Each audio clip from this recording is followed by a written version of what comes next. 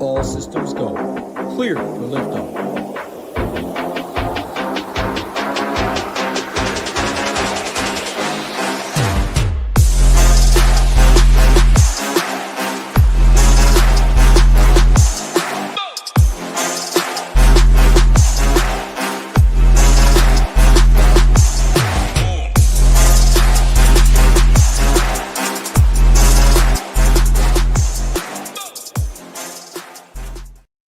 What's going on, everybody? UFC 326, Max Holloway, Charles Oliveira for the BMF title, T-Mobile Arena, fight capital of the world. I'm excited for this one. 9 of the 13 fights expected to finish. Only one really big favorite. It's minus 650 Donte Johnson. It's now minus 900, little spoiler alert. But after that, only one favorite, minus 350. Otherwise, all of them less than minus 300. So pretty much the complete opposite card as we had last week. Hope you guys had a great week last week. I'm definitely excited for this one. I don't think you can draw up too many better fights than Max Holloway and Charles Oliveira. Violence, violence, violence. How are we doing this week, Big Marley? Good, yeah. Pumped for the main event. I don't know how you can't be. A must-watch TV, appointment TV, whatever you want to call it. These are two of my favorite all-time fighters. So it's one where I don't want either one of them to lose, but I have to watch it. Yeah, absolutely. Charles Oliveira probably is my favorite. Khabib was up there. Not necessarily like Charles, just like every time you tune in, he's never going to be in a boring fight. All Khabib did was just go out there and dominate, and I appreciate greatness for sure. Like I always will remember against Justin Gaethje when he could have broke his arm, and he instead, because his family was in attendance and he liked Justin Gaethje, he went and he transitioned. I can't remember exactly what triangle choke. I think he did a triangle choke. Just shows how special. I mean, mid-fight, you have a submission, you can finish them. You think and you respect your opponent enough to then switch to something else and tap them out. Like that's just next level fucking savagery. So yeah, Oliveira though right now is my favorite fighter. The dude's aura is off the charts every single time he walks out. I mean, he's center stage, and how do you not love Max Holloway? BMF, both of these guys for sure deserve it. Absolutely. Any first thoughts for broad slate overview for you? No, you kind of nailed it. I think it's just the opposite of last week's, where we only have the one clear big favorite that everyone's going to want to target. Everyone's going to want to flock to the main event as well. And then after that, I think it could get a little bit spread out. I think there's fights people won't want to target as much, which could lead to my 4 and 5 stars being higher on than I would hope. But I don't know. Looking forward to talking it out with you. Yeah, I mean, 13 fights. That's great. As long as we keep all 13, ownership will be spread out to an extent. Like Donte Johnson, the big favorite, Max Holloway, and then Charles Oliveira, the clear chalkiest options. But after that, I don't think we see anyone get to the 40% range. And that gets really spread out after there. So like always, MMA, like each individual lineup should not tell a story. There's nothing. All the fights are independent. Each individual lineup, though, based on the contest you're in, should make sense. If you're in the flagship with 28,000 people or whatever it may be, you got to get a little different. You got to mix in lower owned options. If you start your lineup with Donte Johnson main event, if you're fading the main event, you can play Donte Johnson, get a lot more chalky. Ways to get different, obviously. Leave some money. Look at our ownership, which is always up on the site. Will be tomorrow. Click in a sub 15% play. Click in 3 sub 30% plays. Leave $200, something like that. And roster construction, we talk about it. If you're playing instead of Donte Johnson, you play Cody Brundage. Well, then you can play the main event chalk because you just did one thing to get different. So we do have an education video also. More education MMA. Big Marley and I talked for an hour and a half, answered questions from people. And yeah, that's evergreen content. We did that last summer, but discussed the ins and outs of MMA DFS. A very fun game. It's definitely some I know fights that go into it, but it's also a roster construction game. When you win, how much you win. My man Ian, I keep shouting him out, but yeah, when you win $130,000, you deserve multiple shout outs. That's a definition of when you win. How much do you win? We got Bring the Noise. We got Bradley. Hope everyone's doing well. And Nicholas, great to see you. He was in the NBA chat earlier. Big Marley kept asking when the UFC video was. So here we are. You're in the live channel. We appreciate that. Like button helps us out a ton, as always. No time to waste. First fight of the night. Luke Fernandez minus 225. Taking on Rodolfo Bellato plus 190. Minus 400 for this fight to finish. Fernandez minus 165 inside the distance. Bellato plus 300. Fernandez in round 1, plus 185. He did open plus 200 in round 1. This is tied for the second most likely fight to finish. You see minus 600 right here, and then 3 minus 400s to finish. I mean, I obviously have an interest in a fight that's minus 400 to finish with the under 1.5 at plus 115. Sign me up on both sides. How do you see it? Yeah, I think it's a good one to target both sides of. I am more excited about Fernandez. Just looks like a solid prospect. He is 30, but he's 6-0. He's pretty green, but he has a solid grappling, wrestling background, and he's been knocking guys out too. So he's got what you want with the power and the wrestling. The volume, I don't know, maybe could be an issue if it's going to be a striking match and there is no knockout. But I wouldn't expect that to be the case. I would think he's either going to knock him out or he's going to be wrestling. And then Bellato, well-rounded fighter, only $7,300. He could take advantage of a 6-0 fighter who is green, and I think Bellato could get a finish on the feet, could get a finish on the mat. I don't really think he can dictate where the fight is going to take place consistently, but I do think he could land a takedown or two of his own in this fight. $7,300, man. If he wins, I think he's going to have a really good chance at being on that optimal lineup. So I want to be pretty heavy on this fight in general. I did think about putting it as a 4-star, though, because I think it could be a lot of Fernandez cage holding time where we're not getting any points along there until he does get a takedown. So it's in between a 4 and a 5-star for me. And if I had to move one of my 5 stars down to a 4, this would be the one. Yeah, I agree with everything you said. I mean, if you're seeing a minus 400 to finish on this card, tied for the second highest, like I'm just going to play it, and I'm going to play both sides. Plus 300 for Bellato to win if he does win. I mean, not guaranteed to be optimal by any means, but you definitely take that all day and run with it.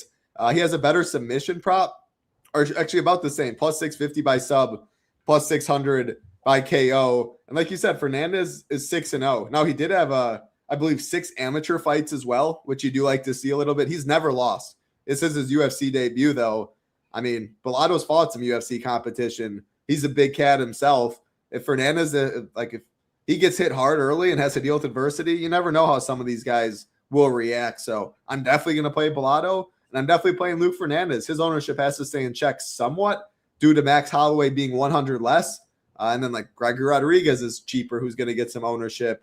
Tobias, like I look at this fight very similar. These two, very similar props, money line, all that. So the ownership will have to be after Max Holloway and Donte Johnson spread out to an extent. At the end of the day, Fernandez could outscore Donte Johnson. I'm not saying that you necessarily have to leave the money and do a 1v1 pivot, but I'm fine like doing a 2v. I mean, I would be fine in the flagship. I don't think it's crazy. He's still minus 155 to finish, but yeah, very clear the fights you want to target in my opinion. And I just want to play both sides of them and load up as much as possible. And this is one of them for sure. One that's not really one of them is this next one. JeongYeong Lee minus 350 taking on Gaston Bolanos plus 285, minus 165 for this fight to finish. Lee minus 105 inside the distance. Bolanos plus 425. As you can see on here, when I put these up on Tuesday, Lee was minus 250. Now he's minus 350. So he's taking a whole dollar overnight. And yeah, I mean, Bolanos will be one of my first fades on the card. That's a lot of line movement on the Lee side. I think Lee's better wherever the fight goes. Bolanos has power, but I mean, yeah, the dude's 8-5 at the end of the day. His wins in the UFC have been against bad competition. I've kind of struggled what to do with Lee because he's the second highest priced fighter. Like he's right below Donte Johnson. He's going to definitely be lower owned than Johnson, than Fernandez, than Tobias, and Holloway. Like he's the pivot of all pivots in this range. He's minus 105 to finish, which isn't bad, but like a second or third round finish might not be enough. So I'm going to throw it to you on, do you think he wrestles? An easy path there? Because if it's just striking, I don't love it much. His round one prop is plus 250, which I like to see, open plus 275. And what makes me think he will wrestle a little bit, submission prop plus 325, open plus 400. Bolanos, again, the worst off of his back. He's most dangerous on the feet. So can we get like multiple takedowns from Lee in this one? And how do you see it going? Yeah, I'm not sure about this one. This is one I really don't want to target. I put it as a 3-star originally because of the inside the distance line, but I just moved it to a 2-star as you were speaking. I also changed it to Lee as my 4-star, Bolanos as the 2-star. I think it's a good matchup for Lee with Bolanos coming up in weight. Lee's going to be the bigger guy, the more athletic fighter. I think he's going to be faster everywhere. Bolanos is just a powerful guy who can land a big shot, and he can maybe get a takedown or two, but he's one of those guys that doesn't have a high work rate. Now, I don't like targeting those types of fighters. So, yeah, I think Bolanos is a good fade in this one. And then Lee is just – I look at him at 9,300 as finish or bust. I don't know about first round. Maybe you can get there as a second rounder as well. But early finish or bust for Lee, because I don't see him being a very high work rate guy either. It just could be a fight where he's able to bully his opponent a little bit wherever the fight goes, and he could get a knockout or a submission in this fight. So Lee's the preferred play, but really my overall preferred play is just to avoid this fight, target other ones, and hope they outscore this. That makes sense. Just looking at our quick projected ownership right now, yeah, we have Lee at 17%, and he's plus 250 in round one, which comes out to 28.6%. So when you just look at it like that, now not every round one win will be optimal, I don't think, on this card. I mean, if you told me he gets a round one win, I'm at least double the field on Lee because of what it does with your lineups. But it's by no means ever like 100% of his first round wins will be optimal, because I do think the upper tier has a lot of upside. But yeah, I mean, just seeing that big of a difference, like 10, 11% right there, does make me, I will definitely keep Lee in the player pool and use him. If I'm playing Holloway or Charles Oliveira, and then I'm playing a chalky mid-tier fight like the Tumendemberel and Durden fight, like if I'm chalk, I am fine playing Lee to get a little different. And you don't necessarily have to go Donte down to Lee and leave 200. You can leave 100, leave $0, and playing Lee alone gets you a little different, because people will just go Fernandez. People will just go Tobias, Holloway, all of that in a vacuum. And I do prefer Lee over Kyle Bahayo, who is 100 less there. So, yeah, I'm going to play some Lee, and Bolanos he's not very good, so I'm not going there. What's up, Cameron? Great to see you. YSN is in here. Always good to see you as well. Hope you guys having a great day, ready for a nice weekend. I don't know why this just made me think of it, but I'm going to be in your side of town, Indianapolis, for the Final Four for a bachelor party. So if you're April 2nd to the 6th, I'll be there Thursday to Sunday. So if we're ever out and I can hit you up and you got nothing going on, you can come hang out with the boys. Absolutely. I'm in. All right, yeah, you hung out with Zim and Siggy, two of the guys that will be they'll be out there as well. So I'll hit you up there. Don't know what made me think of that. All right, let's go. Next fight on the card, we got Rafael Tobias minus 180 taking on Diyar Nurgozhay plus 155. Minus 400 for this fight to finish. Tobias minus 155 inside the distance. Nurgozhay plus 275. Round one props for Tobias plus 200. Another fight you can see line movement minus 220 on Tuesday.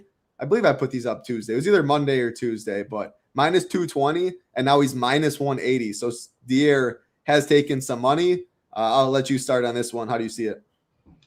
I like this Tobias guy, dude. 22 years old, but he's a grown-ass man. He's a big dude. He's got muscles all over. Dude's got abs on his back. I really like his whole game. I think he's going to have a big grappling, wrestling advantage in this fight if he wants to take it there. But he also looks like a solid striker, too, who has big-time power. And if he wants to win a striking match, I think he probably could. So I'm going to be high on Tobias. But if he wants to go out and strike with Nurgozhay, then I think he could get knocked out. And at $7,200, a big boy like Nurgozhay could end up on the optimal lineup that way. But I do look at Nurgozhay as like a knockout or bust type of fighter. I don't think he's going to do a whole lot minute to minute in this fight. It would just be taking advantage of a debut fighter and knocking him out. But Tobias is going to be more of my, I don't know about core play, but I do want to be overweight to the field on Tobias just because I like his style in general. And I think he could go a long way in the UFC, especially being only 22 years old, allegedly. Allegedly, I like that. I mean, this is obviously a fight I want to play a lot of, as it's minus 400 to finish. Let me just pull this up real quick. Yeah, so under 1.5, open plus 125, and now is minus 120. So the under is taking money, And again, Nurgozhay has taken some money. Tobias opened minus 300. Again, was minus 250 minus 240 March 1st, and now he's sitting minus 180. The line just keeps closing. I actually am going Nurgozhay. This one is my preferred play, just for the sense of, I mean, I get $1,800 savings on a fight where Nurgozhay is taking money. Nurgozhay doesn't look great in the UFC, but he has UFC experience, while Tobias is making his UFC debut. And I think it's a closer line fight, and the line's moving that way, so it makes me feel better. I picked him at plus 185. But if he stuffs takedowns, I think this is close to a coin flip fight. Now, like you said, if Tobias, as he should, try and get it to the mat, Nurgozhay has looked absolutely lost on the mat. But you have to think, after getting exposed twice, that he's working on his ground game. He came in decently touted as well and has dropped the ball thus far. So it feels like a buy low spot at $7,200. And that's why I'm not playing Bolanos. Like Bellato, great play, 7,300. Nurgozhay, great play, 7,200. Aguilar, good 71. Durden, good 78. Like, we have some dogs on this card that can be barking with short money lines and upside. So Nurgozhay is one of them. One of my favorite dogs in the lower tier. And yeah, I mean, I'm definitely going to play Tobias too. Dude's minus 155 to finish. Under 1.5's minus 120. Just load up on this fight. And yeah, hope the winner's optimal. So I definitely will be hoping probably at least one of Fernandez, Bellato, and Tobias Nurgozhay's optimal. And if not, both of them would sound pretty cool to me as well. Let's get a same performance as we got from Pinas last week. That was nice to start that off. Yeah. All right, keep it rolling. Nice fight. And whoever the other week commented, do you have any, like, do weigh-ins sway your decision one way or another? If you watch weigh-ins on this one, I have a feeling you might be swayed a little bit to the Tobias side just because of this guy's looks. Like, if you're seeing these guys in a bar, you're picking that guy immediately, you know? It's funny. I mean, yeah, I go back and forth on that because Abdul Razak Al Hassan costed me a lot of money to start his UFC career. Just, I mean, you ain't never picking against that dude in the bar, and then some scrawny little dude's gonna beat him. He kind of found his own for a little bit after that, but I mean, yeah, Wayne, it can go both sides. There's definitely plenty of people that do like it. You get a good read on it sometimes, like their mentality and stuff. But yeah, it's tough. But yeah, I'm excited to see this fight. I think it's going to be a banger. Yeah. Next fight, not as much. This is one of the fights favored to go the distance. Sumudaerji minus 230. Jesus Aguilar plus 195, plus 110 for this fight to finish. Sumudaerji plus 245 inside the distance. Aguilar plus 290. So Sumudaerji opened plus 205 to finish. Now plus 245 went the wrong way. Aguilar opened plus 400 to finish. Now plus 290 going the right way. I mean, that's how I see this fight. In DFS, give me Aguilar all day over Sumudaerji. He's 2,000 cheaper. Any win from him, like, looks a lot better. His guillotine's nasty, man. Like, that's a lot of where this upside in his submission prop comes from. If that dude gets your neck, he is a problem. Almost even submitted to Sumudaerji. He stayed very comfortable on top, but had that choking for like 3.5 minutes in round one. And I need upside in the upper tier. And Sumudaerji at 9,100 feels very difficult for him to get there. He will be super, super low owned, but I'd rather just play Lee, who's going to be very low owned as well. I think he has more upside. I mean, minus 105 to finish versus plus 245 is a big difference. So yeah, give me Jesus. And I see our man Nicholas thinks Jesus by sub as well. How do you see it? Yeah, I think it's going to be just clear one way or the other. If Jesus can get takedowns, then I think he could dominate the ground game, or he could just grab a neck and submit him right away. If he can't, then I think he's going to get picked apart on the feet and probably knocked out eventually. And the issue with Aguilar is he's not a good wrestler. He is a good grappler, good submission artist, but not a good wrestler to dictate where the fight takes place. But in this fight where you are just clearly going to be at a disadvantage, I think he has to shoot for 10 plus takedowns. Even if they're not going his way, he just has to keep going for it. But either way, I think it's just going to be a clear Sumudaerji wins the striking or Aguilar submits him. So I'm probably on the Aguilar side because he is the one that has a better chance of scoring well in a win. Whereas if it is a striking match, we need the knockout from the favorite. So, yeah, I guess underdog is the preferred play in this one, but I like exposure to both sides. Okay. For anyone out there new to UFC or just haven't watched the fight, one of the best fights you'll ever see, Sumudaerji Matt Schnell. If you're bored tonight, anytime during the weekend. Plug that fight in on YouTube. And yeah, I mean, one of the craziest fights you will ever see. I actually partied with Matt Chanel like 2 weeks after that fight. Dude still could not hear, concussed.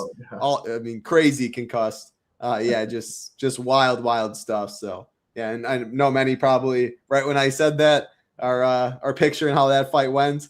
If not, I'm not going to spoil it. But I mean, the definition of back and forth, definition of all heart from Matt Chanel and both guys. But yeah, go look at that fight if you want to watch some violence. Keep it rolling. Next fight on the card, Nyamjargal Tumendemberel taking on Cody Durden. I'm just going to call him Tum. It's a lot easy. Tumendemberel, but Tum minus 160, Durden plus 140, minus 200 for this fight to finish. Tum plus 125 inside the distance, Durden plus 240. This fight open minus 175 to finish. Now minus 200. This fight also open to pick 'em. At minus 110. And that was now minus 160 on the Tum side. What stands out, just looking at the stone, 3.1 takedowns per 15 for Tum, 3.99 takedowns for Cody Durden. I almost always like Cody Durden fights, especially on the Durden side, because I mean the dude wants to wrestle. He actually has sneaky hands as well. Like he can crack a little bit, but yeah, he'll wrestle hard. And if the other guy can wrestle a little bit too, and the pace is high, Durden also can slow down and gas a little bit. This is my favorite mid-tier fight and one of my favorite fights to target on the card due to both of these guys' pricing. So yeah, you have 3 stars on both as well. I was hoping you might talk me into a side. I don't really have too big of a preferred side either. I'd side with ownership more, whoever's lower owned, but sign me up for both of them for sure. Yeah, I would say this is the fight I would want to just take shots on both sides of the most, because I have no real lean in this one, but I do think it has a chance of scoring well for either guy. Both guys do like to grapple, but they can mix in a full MMA game. I think Durden is the better overall minute winner. He's the more proven guy, better wrestler in my opinion. But Tum, I think he is the more dangerous fighter. And even if Durden is the better wrestler, he can still get submitted with a takedown of his own, just getting choked out. So I like the minute winning from Durden, the finishing ability from Tum. And then I also think that, we could see, Tum get some minute winning as well. And I think either side has a chance at 95 plus points, and they are right there in the mid-range. My preferred play is Durden because he's cheaper, and I am picking him to win because it is, in my opinion, it's a pick 'em fight. So just give me the value on the underdog. But I don't like him so much where I want to force an overweight to him and then be underweight to the underside. I want to be close to the field, if not above, on both of them, and I just want to hopefully see a lot of takedowns from both sides. Yeah, I do. Like my first instinct was leading Durden too, and I still might, but because of the $600 savings, I could see Durden being something like 27%, maybe even like 29%, and Tum like 22%. So if that's the case, and chalk your lineups when I'm playing Donte Johnson, if you play Donte and Max Holloway, so many of those teams will go Durden obviously for the savings. So then if you went Johnson, Holloway, Tum, obviously, then you need to find dogs, but there is enough dogs on this card. The combination, when you go, instead of like when you go Charles Oliveira, it'll be a lot easier to go Tum and more people. Durden's going to be higher owned in my opinion. I do think this is one of the higher owned fights combined in the mid tier. But I'm going to play it. Like usually for the most part, the higher owned fights, they're higher owned for a reason in MMA DFS. There's ways to get different by not just fading some of the best fights. So yeah, sign me up for this one. I think a very, very good fight on both sides. From one really good fight to a very questionable, mediocre fight is Alberto Montes minus 185 taking out Ricky Turcios plus 160, plus 100 for this fight to finish. Montes plus 165 inside the distance. Turcios plus 450. How do you see this one going? Man, I'm not sure. We haven't seen this Alberto guy in like a year and a half, maybe 2 years. I do think that he has potential. Looks like a strong guy. He's going to have the wrestling edge. I want to say he's also going to have the one punch power edge. But he's like kind of similar to a Bolanos to me, where I think he's got the power, but he probably just doesn't have the work rate. And his specialty is submissions. So I think he could get a takedown, lock up a submission with like an arm choke or something like that. But the work rate side is going to be on the Turcios side, and we haven't seen this guy in a year and a half, 2 years. No telling what this guy's cardio looks like, but he is a muscle guy, and I think he will slow down as the fight moves along. And I think Turcios can really pick it up and put a pace on him after the first round. So the way I see it, Montes wins the first round, maybe submits him in the first round. If he doesn't submit him in the first round, I like Turcios to come back, win the second and the third round. And probably put up a decent score, and he could mix in takedowns of his own at that point. So Turcios, my preferred play in this one, but Montes does have first-round submission potential at 8,500. That's pretty solid. I don't want to be too far under the field on him, but if I had to, if I ended up being underweight, I'd be okay with that. All right, maybe I'll bump my Turcios exposure a little bit. Montes my preferred side just because I'm inside the distance, plus 165 versus plus 450. Round one prop, plus 325 Montes, open plus 375, Turcios plus 1,200. And then the submission prop, like when you're looking at Montes, plus 200 by sub, open plus 275, and he's plus 550 by KO. So what that shows, he has a great anaconda choke, a great front choke. Even if it is standing, he can wrap that puppy up. Otherwise, he can drag him to the mat that way. Or, yeah, if he gets a takedown, first round submission, I mean, obviously we take that all day at 8,500. And I do think his ownership, not low owned, but it's definitely going to be in check. And the reason for that, we just talked about Tum at 8,400. I think people will like more. And then people will definitely like Gregory Rodriguez more at 8,600. So he's sandwiched in between two solid plays there. And I mean, in a vacuum, I like Montes less than all of them because I do think if he doesn't get a round one finish, I don't know exactly how his cardio will be and if he gets a finish in the second or third. But, man, I was struggling with what to do with Turcios. You think he's like even if he drops round one, you think he could do enough with the pace and maybe mix in takedowns in rounds 2 and 3 to still score like 82 plus in a decision win? Yeah, especially if Montes slows down. I really think he could pick up the pace and like be a really high scoring third round type for him if he doesn't finish as well. So I don't want to be too far overweight because Turcios isn't really a good fighter. He's just a high work rate type of fighter. He's an awkward style, and he can mix in takedowns over and over because I don't think he's a really good control grappler. So it could be he gets takedown, Montes is able to get up, and then he's more tired than he was last time. And I just don't think Turcios will slow down. No, I don't really think Turcios will slow down either. Man, the fight I'll never get out of my head. I just talked about matching out Sumudaerji, one of the best fights you'll ever see. One of the worst fights you'll ever see is Ricky Turcios, Ayman Zahabi in Turcios' debut. I mean, it rivals Carlos Esparza, Rose Namajunas, without a doubt. Just we had to watch 10 minutes less of it. But, I mean, all you did was hear that dude like he was playing tennis, like, and the dude was doing, I think he landed 27 significant strikes all fight. So that fight's tough to get out of my head. But then he had the fight before against Brady Heastand, which was a very good fight for the Ultimate Fighter. And I think more so it was because Heastand pushed the pace, but that was the definition of like, yeah, Heastand kind of started to slow and Turcios most definitely did not. Also saw him in Dallas when I was at one of the fights. And yeah, the dude might have been, I don't know, as drugged out as possible. The dude's definitely I don't know if it's necessarily a stoner. I don't know if he was tripping on stuff. I mean, hey, respect. I can see that. Yeah, for sure. I mean, just looking at the guy, he definitely seems like a nice, chill dude. No doubt about that. But yeah, definitely could beat ass. Yeah, I bumped Turcios up to an overweight tag on my thing instead of underweight. Still more with the field, indifferent to it. But Montes is still my preferred play since I think he's the one with 90 plus upside, a lot more in this one, which the inside the distance prop reflects. Before we get to the next fight again, just a reminder, if you could do us a favor, smash that like button, smash that subscribe button. Helps us out a ton, bringing you shows on this channel pretty much every single day. NBA, PGA, of course, MMA, NASCAR. NASCAR's back on Sundays. You can get in. Here, let me just show this real quick. If you want to get in at the Nation, let me share this. This is what the homepage looks like.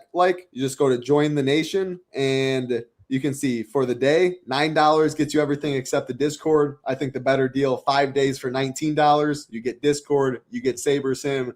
If you signed up now for the weekend, you get PGA Showdown content, you get MMA content, NASCAR content which has 100K up top. Shout out to our man Sheets, won 53,000 last one, three-way chop in the big one. NHL content, NBA content, so much going on. If you do just want MMA though, obviously MMA is a year-round sport. Single sport, you can see MMA, $29 a month. But if you know you'll be with us for the full time, $17. If you want Saber Sim, a little more added there. But yeah, it's a very, very fun time. We have a slate plan. We have fight rankings, tier rankings, projections, ownership. And yeah, Discord's a very big piece as well. I usually give a line movement update Saturday morning. If anything changes, always tag in the Discord. Yeah, people are always in there talking fights when they're going on. So a great place to be. We would love to have you at the Nation. All right, next fight on the card.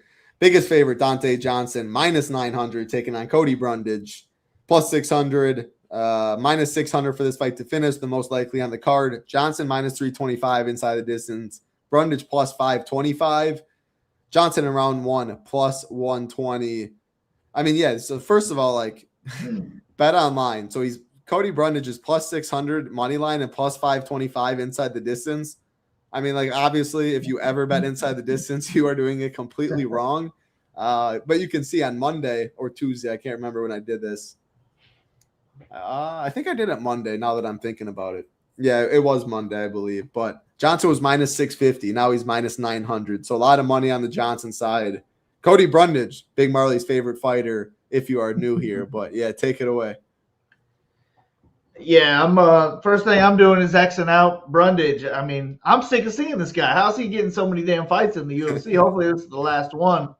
But I think they're setting him up to lose. He is taking this fight on short notice, but Johnson looks like a decent prospect who is going to be dangerous on the feet, and he's going to be a better wrestler than Brundage too. I really don't see how Brundage wins other than a flash knockout or just grabs his neck and gets a submission. I'm going to take my chances and X that out. Hope he doesn't get a DQ win or something like that. But for me, it's Johnson or pass. I think he is going to score well, probably 100-plus points, 105 or so would be my guess.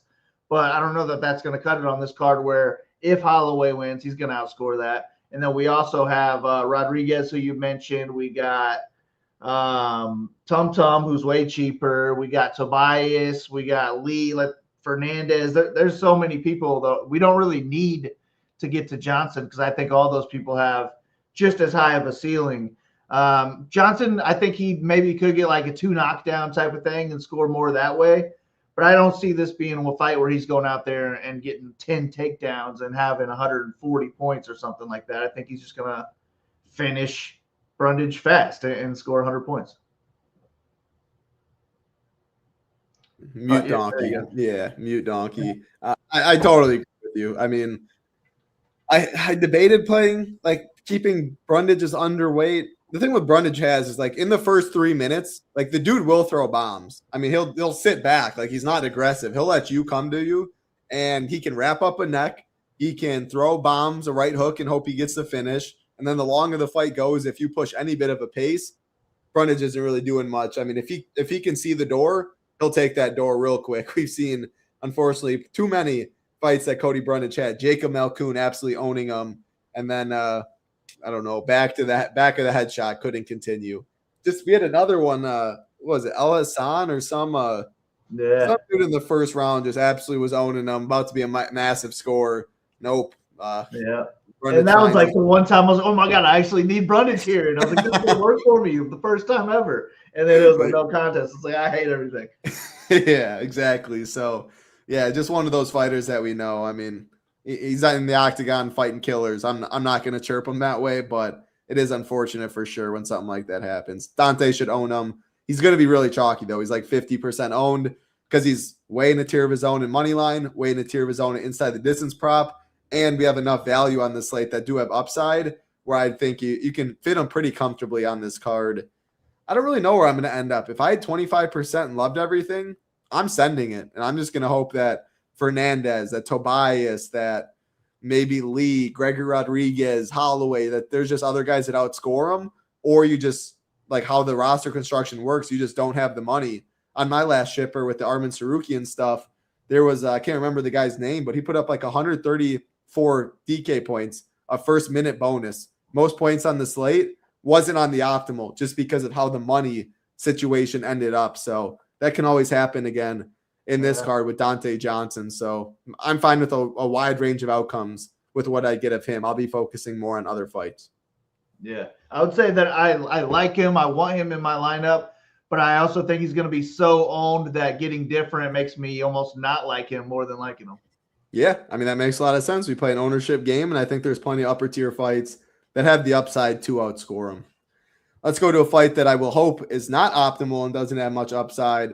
Long Xiao minus 155 taking on Cody Garbrandt plus 135, plus 110 for this fight to finish. Long Xiao plus 250 inside the distance, Garbrandt plus 285. And man, these inside the distance props, it was plus 350 for Long Xiao when I looked a couple days ago to finish. Now it's plus 250. Garbrandt opened plus 175 to finish. Now plus 285. Long Xiao opened a big favorite, minus 200. Pretty quick buyback to the minus 150 range, and it stayed around there almost the whole time. I had this fight as a full fade, and I think I'm still going that way. But seeing the line movement on Long Xiao's inside the distance prop, if I'm playing 15-plus teams, I'm going to keep Long Xiao in the pool. I'd be fine if I got none. Long Xiao is my preferred play. I mean, Cody's just so low volume nowadays. He's so worried about his chin. Like, he has power, but, like, he wants to clinch. He'll want to, like, wrestle a little bit. He just doesn't want to get hit, and that can lead to boring fights. And, yeah, you can see on Monday this fight was minus 115 to finish. Now it's plus 110. Some money coming in on the over. But a lot of that, it was on the Garbrandt inside the distance side, and Long Xiao is taking money. So I guess, like, how do you see – I'm telling you, Long Xiao scores 95. Like, how does he do that? And then how do you see this fight going? I'd say he probably would finish him to do that, but he is a well-rounded fighter. He's going to be the higher work rate fighter as well. I think he is more likely to land more takedowns, more likely to land more shots, more likely to get a finish. So for me, it's definitely Long Xiao or pass. I'm not playing a single Cody Garbrandt. If I have 150 lineups, I'm going to have 0 Cody Garbrandt and 0 Cody Brundage. Cody does have hands. He's got solid boxing. He's got power in his hands too. But you can't knock people out when you don't throw punches. So I'm not going to be playing Garbrandt. He's a decent, like, athletic wrestler too, but he doesn't wrestle. So there's just nothing to like about Garbrandt anymore. And it's just Long Xiao or pass. I almost did make this a 1-star though, because I want to full fade it. If I just have 0 interest in the fight, I'll 1-star it. But that'll mean I have 0 exposure to the fight as well. So I don't know that I want that with Long Xiao at 8,300. That's why I have it as a 2-star for now. But I would imagine I'm underweight to him and 0% Cody Garbrandt. Give me a Long Xiao just to beat him by doing more. You and I see it the same. Yeah, I plan on full fading it. I'm going to probably play no Garbrandt, probably with 20 or less. Again, the pros, the more I see it, they diversify a lot heavier. This is one of the most high variance sports. Not only does your guys need to win, and they can win and get a first round finish and score 98 and still not be optimal because if other guys outscore them, then they can absolutely win in the 3 clowns rings or cage side, see the fight completely different, and then you get screwed. And then you can have it where you're dominating, you kick him in the nuts, and the dude wants to quit or eye poke or this, and then you don't get anything that way either. So there's variance on variance on variance. You just have to know that before you put your money in MMA. It'll go your way sometimes. It'll go against you sometimes. I believe long-term that stuff always evens out. No, it's no such thing as it always will. Sometimes you got to run good in life and stuff like that. But regardless, with all that being said, I'm probably not going to play Cody. I'm going to keep Long Xiao in the pool, but it's still my least favorite fight on the card. Yeah, that's how I see it. All right, next fight on the card, from my least favorite fight to one of the best fights, a rematch. Gregory Rodriguez minus 170 taking on Bruno Ferreira plus 145, minus 400 for this fight to finish. Rodriguez minus 130 inside the distance. Ferreira plus 225. Rodriguez round 1 plus 250. Ferreira plus 550. See, like I mentioned, this was a rematch from, let me get the exact dates, 2023. Rodriguez was a minus 290 favorite in that one. And Bruno Ferreira, right down the pipe, knocks out Gregory Rodriguez. Big upset. He was most definitely optimal. They are now running it back. I don't see any difference between either fighter. Like, both have done good since that fight. Rodriguez has power, will definitely have the grappling advantage. Ferreira has power, a solid grappler himself, but I mean, by no means should he be trying to wrestle/grapple in this fight. But I do believe the better fighter can lose on some days. I do think Gregory Rodriguez is the better fighter, the more well-rounded fighter. But when you have power like Bruno Ferreira and it's a striking match and Gregory likes to strike, I mean, you obviously can get binked. So, yeah, the line's a lot closer nowadays, or this fight, than it was last. And again, Monday, minus 200. Now it's minus 170 Gregory. And it's hard to argue with the line movement coming back to Ferreira when he already won once and it's a high variance fight. So I'm going to play both sides. I think Gregory wrestles in this one, though. I think that's in the back of his head, and he really does want revenge. And I do think he goes for a takedown. And if he does get on top, I mean, he very well could, or take his back or whatever he does, he could style on him that way. So before I throw it to you, let me see the sub prop.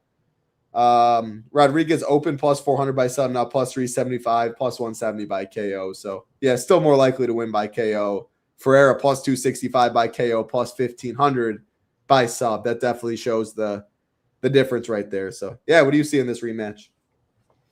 Yeah, I'm a big Rodriguez fan. I think he's the full MMA package, where really good boxing, ton of power as well, just a solid striker, but he's even better on the ground. He's a really good grappler, good wrestler. He's got it all, but he also has chin issues and cardio concerns as well. I'm not really worried about the cardio against Bruno Ferreira, but I'm worried about the chin. Already knocked him out once. I think he could do it again. 7,600. I think we would want it to be the first or second round knockout for him, because I don't see him doing really anything minute to minute up until that point. But a first round knockout from Ferreira is going to put him on the optimal lineup.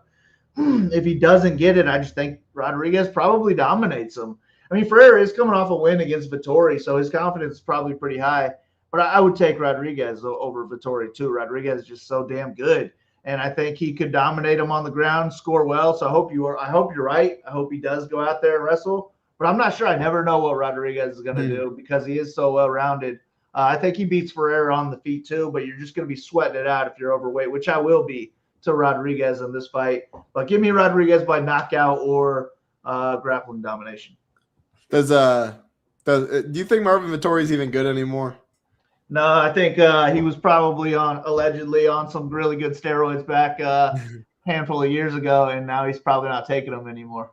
Yeah, I mean, he got there against Izzy, got dominated. That Paulo Costa fight, I think, was his best fight. Paulo Costa missed weight by like 15 pounds. They gave it a catch weight. Vettori went up, and I mean, he was eating bombs from Paulo Costa and still. I mean, the dude, regardless of if we still think he's good, this, that. I mean, the dude's blockhead is going to go down as one of the best chins of all time in the UFC. There's no doubt about that. But yeah, I would definitely take Gregory Rodriguez over Marvin Vettori as well. Also, one of the biggest robberies, Marvin Vettori and Roman Dolidze. Oh my goodness. Yeah, talk about three clowns cage side. You can do everything right in a fight and still get robbed, and that's just unfortunately part of this sport. 4 fights left. Some pretty good fights. Not necessarily for I mean, they're solid for DFS, but I think you have a 2-star, 4-star, 3-star, 5-star. This one should be pretty fun on the feet. Michael Johnson and Drew Dober, the closest priced fight on the card, the closest line fight. Michael Johnson minus 122, Drew Dober plus 102, minus 200 for this fight to finish. We have the underdog in Dober plus 145 inside the distance. Johnson plus 205. Michael Johnson opened minus 185, and Dober took quite a bit of money, now minus 122, plus 102. Yeah, you have this as a 3-star, and I've really been torn on this fight because it's minus 200 to finish, which is really good for a mid-tier fight, but there's no wrestling on either side, and both land less than 5 significant strikes per minute. So if this fight gets to the 3rd round, it's hard to see it probably being optimal. It feels like you do need a 1st or 2nd round knockout in this one. Under 1.5 plus 170, under 2.5 minus 136 on FanDuel is what I'm seeing. So I don't know. Do you think one of these guys go down in the 1st or 2nd round? I think is what is the real question. No, I think we're going to get a 3-round striking match with this one. I mean, both of them dang near 40 years old. I mean, the Dober style is go out there, eat some big shots, but land the harder ones and knock them out. but I just don't think that he's going to be continuously doing that towards the end of his career. I feel like this is going to be almost like a gentleman's technical striking match for 15 minutes where Dober is going to be the power side, but Johnson's going to be the speed side. And I just think it's going to be really close volume-wise in general. Either one of them could land like a takedown, but I think it's going to be 15 minutes of striking. If we don't get a knockout, we're not going to get a decent score in this one. So I think I moved it to a 2-star. That's kind of how I feel about it. But the minus 200 is really what I have it as a 3-star still because of that minus 200. But I might just bet the over, to be honest with you, and then move this to a 2-star because I don't really want to play both sides of this fight. So I do have a preferred play in this one. I'd just rather save the $200. Also make lineups I can't make with Johnson and go Dober or pass, especially with limited lineups. If I'm making 150, sure, I'll take some of both sides, but I'd ideally be underweight to both of them. But with 20 or less, I feel like I'll be around or under the field on Dober, and then I just won't have any Johnson. I'm going to play some because it's minus 200. I kind of am in the same camp as you, though, is like these guys aren't going to wrestle. Like they have to crack each other's chin, which both can be cracked. Both have been knocked out. Dober went from having a phenomenal chin, and once that thing gets cracked, it definitely gets worse. So I'm going to play both sides, but Dober's for sure my preferred side for the two reasons you said. He's 200 less. Build any Michael Johnson team, take Johnson out, play Dober. That's one way to leave money very easily without giving up any upside. And, I mean, you argue Dober has more upside. Look at the inside the distance prop, plus 145 versus plus 205.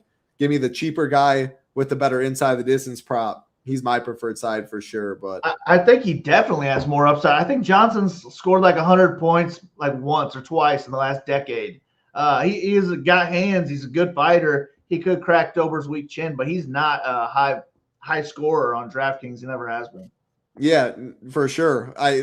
If he does, though, southpaw versus orthodox. Johnson, the left hand will be there, and Dober's chin can get cracked. But if neither of these chins go, it's gonna completely bust for DFS, and that's why I most definitely prefer Tum and Durden right in the mid tier. They're both minus 200 to finish, but I definitely prefer that. I do prefer Johnson Dober over the Garbrandt fight. Oh man, what do you prefer, the Montes Turcios fight or the Johnson Dober fight? That's the more mid-tier fight. Turcios is my favorite of the four, so I'd say him. And I prefer Dober over Montes. Okay. I prefer the Johnson Dober fight if having to choose, but I'm not too confident in that answer. All right, we'll keep it rolling. 3 fights left. Really excited to get your take on this one. I mean, you can't draw up more of a clash of styles. The wrestler and grappler Raul Rosas Jr. minus 245. Ticket on the striker and Rob Font plus 210. Most likely fights go the distance on the card at minus 230. Rosas Jr. plus 255 inside the distance. Font plus 575. The floor is yours. I am all ears because this was one of the hardest ones for me to break down for DFS and real life for that matter. Yeah, I think it's just going to be one way. However the fight takes place, it's either going to be Rosas dominating on the ground or it's going to be Font dominating on the feet.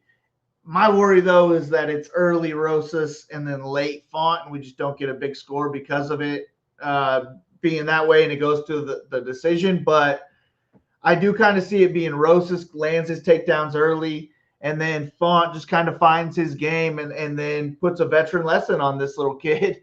And really pieces him up on the feet and gets a late second, third round knockout, puts up a big time score. So I have Font as my preferred play because I'm picking him to win. I have more faith in him. He's fought the better competition, beat the better competition. He's going to have a huge striking edge.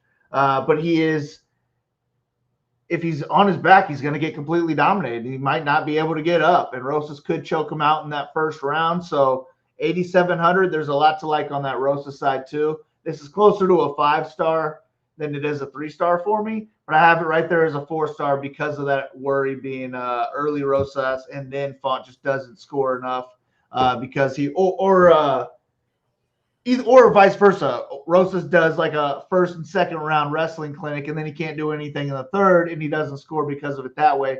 But just switching off rounds, I'm worried about that. I'm really worried about that. And that's why I mean, that's kind of why I'm so torn. Also, because this fight, again, Monday, you see this plus 120 to finish. Now on Thursday, it's plus 190 to finish. Like, that's 70 cents on the over. That is a lot of money. 8,700. Max Holloway is 8,800. Gregory Rodriguez is 8,600. 90 might not be enough from Rosas. Probably won't be enough if that's what he gets. So that's concerning that way. And then, yeah, for Rob Font, I'm going to sneeze. No, I'm not. Oh, man, my allergies are kicking my butt over here. And then for Rob Font, like, Rosas is good early. So, like, yeah, what if he takes him down, controls him and all that, but Font's grappling defense is solid. Takedown defense isn't great. And then round 2, yeah, he does a little bit, and then Rosas gets a takedown, controls, and he wins round 3. I'm really worried that it's kind of the teeter-tottering back and forth, and the most likely fight to go the distance is taking a lot of money. I'm indifferent to this fight. Like, this is kind of one where, like, maybe I'll just be around the field. Maybe I'm underweight. I definitely will not be, like, too overweight on this fight. Around the field, so it doesn't kill me, I'm fine with. If I'm underweight on both, I'm fine with that as well. The line is a little surprising to me. Like, that's a lot of respect for a 21-year-old Rosas who's clearly at a striking disadvantage. I mean, this is on the feet. Rob Font jab all day will be there in the right hand over the top. So, yeah, if I had to bet it, it's Rob Font for DFS. Super, super torn. Underweight or even with the field at best is how I have it. All right, 2 fights left. Co-main event time. Kyle Bahio minus 250 taking on Rene de Ridder plus 210, plus 135 for this fight to finish. Kyle plus 200 inside the distance. De Ridder plus 500. I'm going to throw it to you and blow my nose real quick. Yeah, man, I really don't have a whole lot to say about this fight. I think it's going to be a technical fight wherever it takes place. Both guys are well-rounded, but neither one of them are going to put up a high work rate where they're going to land, 6+ takedowns in this fight or land 150 strikes. It's just going to be, I think, a fairly close fight back and forth where Barajo is the better fighter and the one who can dictate where the fight takes place. I also think he's probably the more dangerous striker. Maybe Ritter's the more dangerous grappler, but I think this one's going to go all 15 minutes and we're just not going to have enough points from the winner. Maybe I have it as a 3-3 because I really don't have a preference in this fight, and I don't think I'm going to use it very much. But at 7K, I do think that Ridder has an easier time making the optimal lineup than Barajo does at 9,200. So I might switch it to a 2-star Barajo, 4-star Ridder. But I'm picking Barajo to win. So it's probably 3-star each, and I just won't play it much. Yeah, I'd probably have this fight as a 2-star. And then, like you have it, and then a 4-star to Ridder, 2-star Kyle, and that's because he's $2,200 cheaper. If the Ridder wins, I mean, he's probably going to score to an extent, because if he wins, that means he's probably ending up on top and winning some wrestling exchanges, or like his pressure on the feet and the knees and stuff. But it's hard for me to see that. Like, Kyle's the more technical striker, the better striker. Kyle's a very good wrestler, good takedown defense, solid grappling. It's hard to see. I mean, Brendan Allen really might have ruined De Ridder at the end of the day. Like, De Ridder had round 1, and he was on such a streak in the UFC, beating Bo Nickel, Whitaker, like 4-0. But man, was he exposed for being a very, very bad nail. Like, Brendan Allen just pat myself on the back. Don't always get stuff right. Fluffy over Strickland, couldn't have got that more wrong. But yeah, Brendan Allen as a dog was one of the most easy money, especially live betting too. Like, De Ridder had nothing, completely broken, like quit after round 4, just kept laying on the canvas. It's hard to bounce back after that. And Kyle is not an easy fight to come back to. So I think Kyle probably wins a decision or a late finish, but 9,200, he's competing with so many high upside plays that I don't see myself getting much of him at all. And I like plenty other underdogs more than De Ridder since I think they're more live to win. So I won't have too much of this fight personally. I do prefer Ridder though, because if he wins, I mean, 78 could be enough, whereas 78 clearly is not enough on the Kyle side at 9,200. All right, last fight, main event. Can't get any better than this. Max Holloway, minus 205. Charles Oliveira, plus 175. Minus 250 for this fight to finish. Holloway, plus 105 inside the distance. Charles Oliveira, plus 235. You want to go first or you want me to go first? I mean, you go ahead. I think the line is a little wide And if I had to bet, I would definitely be on the Oliveira side. Now, with that being said, I wrote this up when it was minus 225 plus 190, and the line has came back 20 cents. Oliveira has taken some money. The reason for that is, I mean, at the end of the day, when your chin goes, it goes. Now, Max has been known for a great chin. Ilya absolutely slept him, though. Max has been hurt. Charles Oliveira, known as one of the best submission grapplers, there's no doubt about that. If he gets Max to the ground, I mean, Max very well is going to be in trouble. Charles floats on the mat, very dangerous, can lock something up.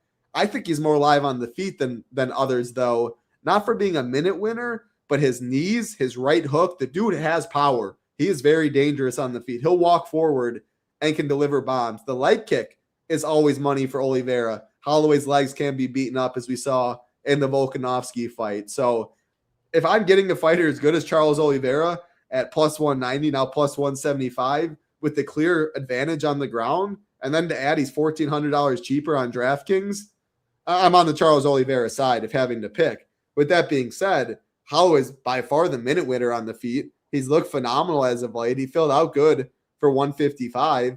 But how I'm going to wrap it up, and I'm really, really curious to hear your take on this, I'm not going to make a rule to lock this fight because I do think there's a path where maybe Holloway, a second or third round KO, scores in the 90s.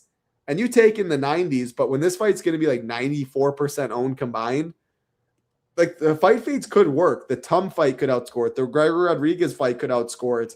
Luke Fernandez fight, Tobias. I guess those are the main ones that are all kind of in the similar price range, but that's a handful of ones right there. And if this fight's not optimal in the main event, we just saw Charles Oliveira's last fight as the favorite against Garbrandt, 92 points, not optimal. You had a great call saying that could not be optimal. And if that's the case, you're looking at a solo shipper or a lot better chance to do that. So if I have 100%, I'm obviously going to do it and I'm fine with it, but I'm not going to make a rule because I do think if Oliveira wins, he's almost surely optimal. But I do think there's paths where Holloway wins and he scores less than 100 and might not get there. So yeah, could you start talking about that point? And then, yeah, I want to hear your take on this fight. What a great fight. Yeah, I think if I make 20 or less lineups, I'm sure I'll be all in on it. I probably would even make a rule to be all in on it. But even with 150, I wouldn't make a rule because I think we could get like Rosas, Rodriguez, Johnson, Tobias, any three of those guys, Fernandez too, really any of them could just end up scoring 110 points and Max puts up 106 and doesn't get there. But I just think that it's going to be, I mean, Max is the highest volume striker I've ever seen, the best boxer I've ever seen in the UFC. I think he is going to have a clear minute winning advantage if this fight is on the feet. But I've never picked against Oliveira. I've lost many times because I've never picked against him. But Oliveira is my guy. I love his style. I love his entire game. And I do think, yeah, he could have moments on the feet against Holloway for sure. He could knock out Holloway. But he could dominate Holloway on the ground. If he's out there not really interested in striking with Holloway and he just wants to go for takedowns early, I mean, he could look like a minus 400 favorite, I think, in this fight. So I haven't bet it yet. I'm sure I will. But I'm going to definitely be overweight. 10 lineups. If I made 10 lineups, I'm probably just all inning Oliveira just as like a $250 bet type of deal. But I have a feeling I'll be closer to 20, and I would imagine I get 15, close to 15 Oliveira, and then the other 5 will be on the Holloway side because I think the winner will be on the optimal lineup. We're going to get a big score from either one of them. And it could be Holloway should have looked like a minus 400 favorite too if Oliveira can't get a takedown. I think Oliveira could have first and second round success on the feet, but the longer this goes, if the takedowns aren't there, Holloway's just going to really start to run away with it, probably put him away at some point. So I think we're going to get a big score. We're going to have a fun fight, and we're going to have a BMF holding that belt at the end of it. So looking forward to it, but yeah, go do Bronx. Yeah, I'm definitely cheering for New Bronx too. But how do you? I mean, I love both of them. I mean, if you're a fight fan, you better have this fight on your TV when it's when it's going on. It's impossible not to be fun. Oliveira is one of my favorite all-time fighters, but Holloway knocking out Gaethje was the coolest thing I've ever seen. And top 3 coolest things I've ever seen in MMA. the definition of BMF. You're beating his ass for 24 minutes and for 24 minutes and 58 seconds or 50 seconds, and you're still pointing to the mat, giving him a just engaging. And I bet on Gaethje too. I lost money on that, but I was still like, oh my, I was so amazed. That was the coolest thing I ever seen. Yeah, absolutely. Max Bless Holloway, a freaking legend. Charles DuBronx Oliveira, also a legend. Can't wait for that one. Our man YSN said before we head out, a bold matchup for the White House. I haven't really looked into it or thought about it too much. I heard rumors it's maybe a John Jones, Alex Pereira, but then Aspinall said he might be back in business or something. If that's the case, I mean, John Jones is the biggest wuss. And I'm saying that because, all right, of course he'll fight Alex Pereira.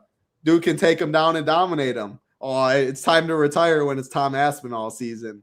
And again, now that he saw what Tom Aspinall against Cyril Gane, maybe he has second thoughts. But when Tom Aspinall was on top of the world, John Jones didn't want any of that smoke. But, I mean, yeah, you can argue he's the GOAT for sure. He's getting up there in age, not ruin the legacy.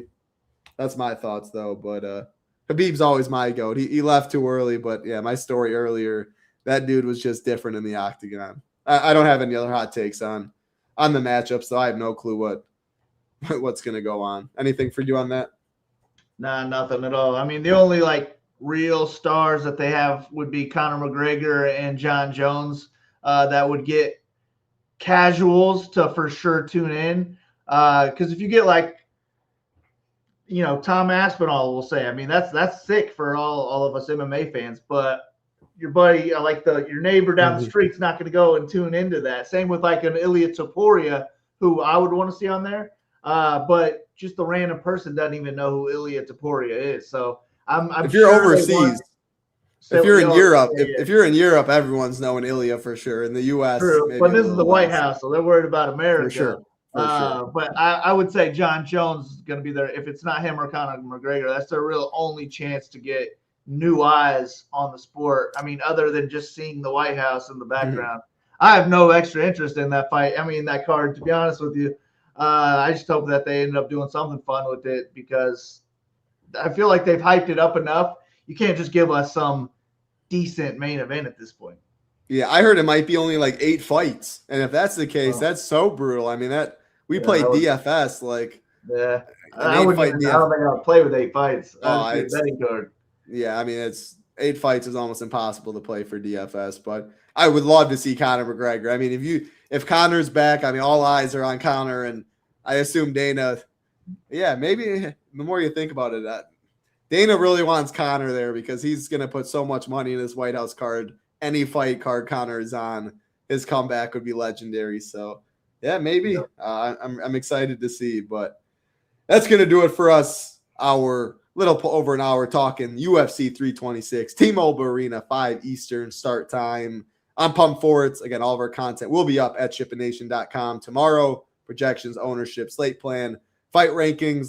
The stone will be all color coded and filled out, tagged in the Discord. Can get in for the day for $9, gets you Saber Sim. 5 days for $19, gets you Saber Sim and the Discord. And there is MMA only packages as well that you can find. That's going to do it for us. Good luck, everybody. Enjoy your weekend. For Big Marley, I'm Titletown. Be safe. Peace.